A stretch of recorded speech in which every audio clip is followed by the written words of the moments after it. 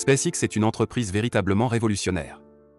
Presque chaque personne dans ce monde connaît ses réalisations dans le domaine du lancement de fusées spatiales.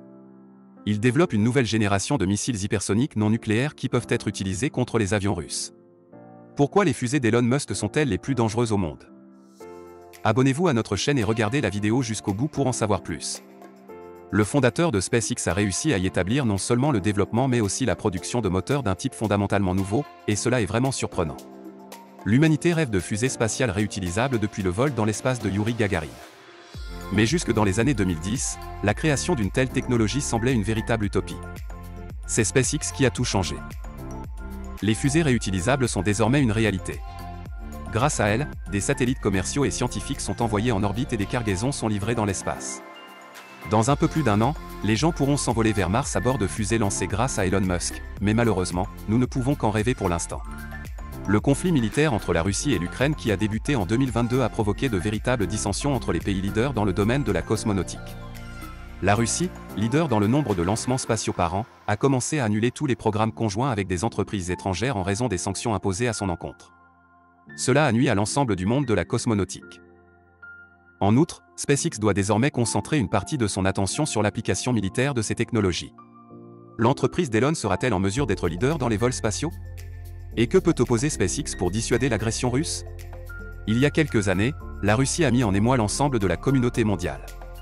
Le 7 octobre, un missile de croisière hypersonique Zircon a été lancé depuis la flotte de l'Union soviétique Gorchakov dans la mer de Berlin. Le missile a atteint avec succès une cible navale à une distance de 450 km avec une vitesse dépassant Mach 8. Dès lors, tous les experts militaires occidentaux se sont montrés méfiants.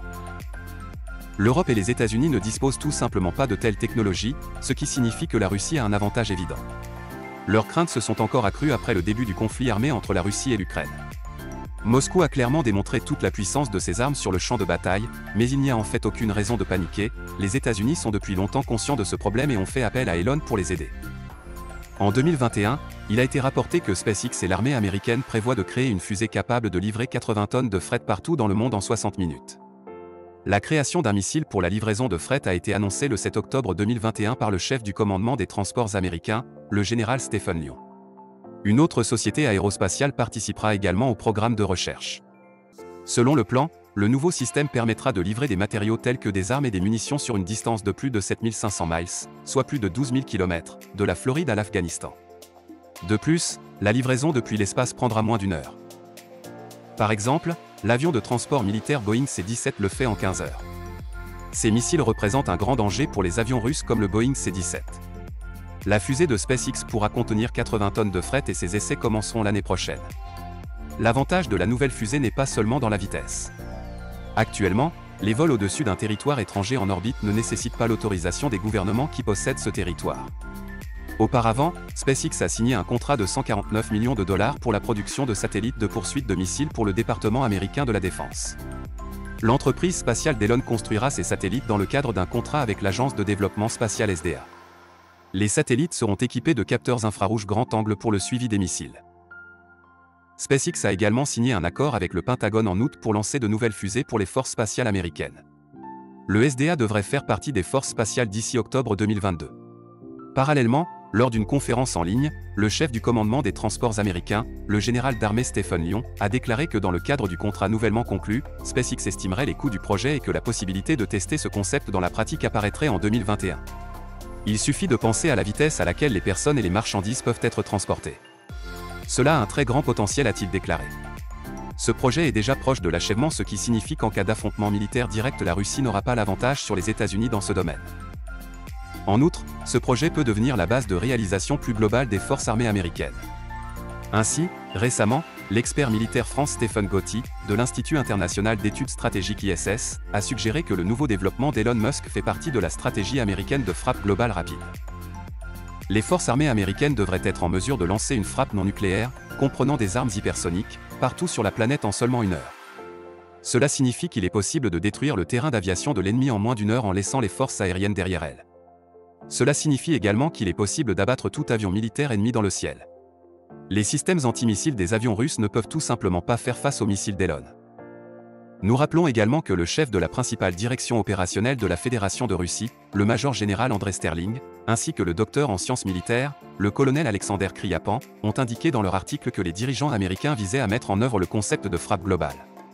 Cette frappe, selon eux, est censée être effectuée en utilisant des moyens prometteurs, et avec la mention que tous ces moyens peuvent être en exécution nucléaire.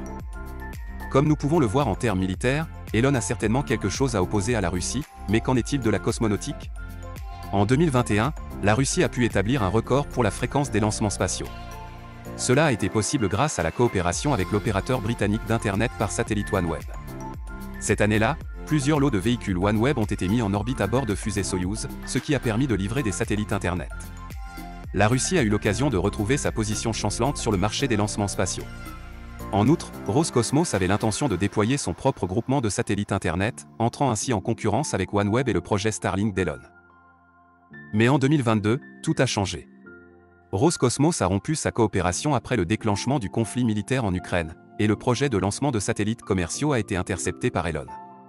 Pendant de nombreuses années, les responsables russes ont été fiers du leadership de leur pays dans le nombre de lancements spatiaux. Cette position était en effet indiscutable, mais depuis quelques années, elle tend à disparaître. En 2000, la Russie représentait 42 des lancements réussis dans le monde. En 2005, elle en représentait 44%, en 2010 43%, en 2015 32% et en 2020 16%. Les raisons en sont l'activité accrue de la Chine et l'entrée sur le marché des services de lancement de la société SpaceX d'Elon Musk. À un certain stade, la Russie a joué son rôle sur le marché mondial des protons bon marché.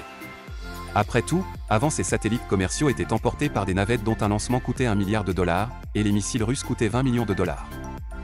Ce fut un déclin radical et de nombreux projets spatiaux sont devenus rentables grâce à lui. Elon est arrivé sur un marché déjà en place mais a quand même réussi à former une offre plus rentable. On peut comparer cela à Yahoo et Google. Yahoo a créé le premier moteur de recherche Internet populaire, mais Google a ensuite amélioré le service et attiré le public. La cosmonautique étant une industrie dont l'horizon de planification est lointain, on ne peut pas dire que la Russie soit devenue un outsider du marché du jour au lendemain. Premièrement, cette année, le nombre de lancements russes devrait augmenter régulièrement. Deuxièmement, Roscosmos a l'intention de se battre pour attirer les clients en réduisant le coût des lancements. Récemment, le chef de Roscosmos Dimitri Rogozin a même remercié les Américains pour le coup de pied dans cette direction. Enfin, en 2019 à 2020, les missiles russes ont décollé sans un seul accident, c'est un exploit mais une certaine réputation s'est déjà développée. Cela concerne surtout la fusée Proton M, qui a connu cet accident entre 2010 et 2015. En mars 2021, on a appris qu'aucune compagnie d'assurance n'avait décidé d'assurer le prochain lancement de Proton vers l'ISS. Au contraire, SpaceX se porte très bien.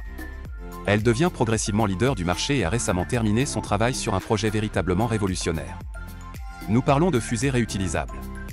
Depuis 2012, SpaceX travaille sur une fusée réutilisable qui est maintenant connue sous le nom de Starship. Starship est une fusée sans précédent dans l'histoire de l'astronautique, tant par ses ambitions que par sa taille. Elle est même plus grande que la fusée Saturn V.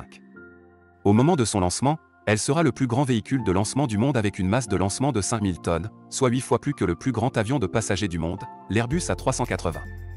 Le Starship devrait soulever le premier étage du Super Heavy dans les airs.